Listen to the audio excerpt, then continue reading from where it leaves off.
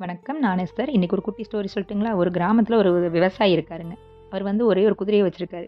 அந்த குதிரை திடீர்னு ஓடி போயிடுது. அந்த கிராமவாசிகள் அனைவரும் சேர்ந்து என்ன சொல்றாங்கன்னா, "சரியான துரதிர்ஷ்டம்ப்பா உனக்கு இந்த குதிரையால" அப்படின்னும்போது, அவர் பரவால்ல அப்படியான்றாரு.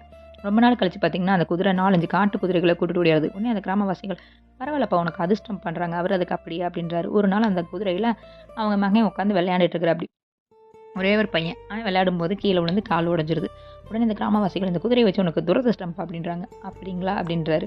காலங்கள் கடந்து போகுது. அப்போ அந்த போர் வீரர்கள் செலக்ஷனுக்காக வீட்டுக்கு ஒரு மகன், ஆண் மகன் வந்து அரெஸ்ட் பண்ணிட்டு போவாங்க. கைது பண்ணிட்டு போவாங்க.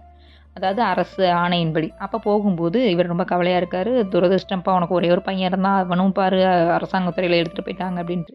அவரு "அப்படியா?" அப்படின்னு அமைதியா இருக்கு. திடீர்னு பார்த்தீங்கன்னா, ரிட்டர்ன் கொண்டு வந்து விட்டுறாங்க அந்த பையன. ஏன்னா, அவனுக்கு சின்ன வயசுல கால் உடைஞ்சது பார்த்தீங்களா? அதனால அவன ஏற்றுக்கொள்ளப்படாது அப்படின்னு வந்து விடுறாங்க. அப்ப "பரவால்லப்பா பரவால்லப்பா உனக்கு நான் சந்தோஷமான விஷயம்ப்பா.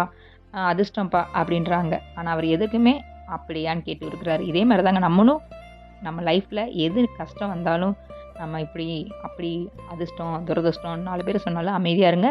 என்னைக்கு நம்மளுக்கு துரதிர்ஷ்டம் வந்தாலும் ஃப்யூச்சர்ல அது அதிர்ஷ்டமா தான் இருக்கும். So don't feel. இது என்ன டான்ஸ்ன்னு பார்த்தீங்களா, எங்க ஊர்ல கிழங்குதாஸ்ன்னு ஒருத்தர் இருப்பாரு. அவரு டான்ஸ் மாரியே ஆடிட்டு இருந்தாரு. அதனால தான் இந்த வீடியோ கேட்சப் பண்ணேன். இவரு ரொம்ப வைபா இருந்தாருச்சுன்னா செம்ம டான்ஸ் ஆடிருவாரு. இவரு இவங்க சித்தப்பாவும்.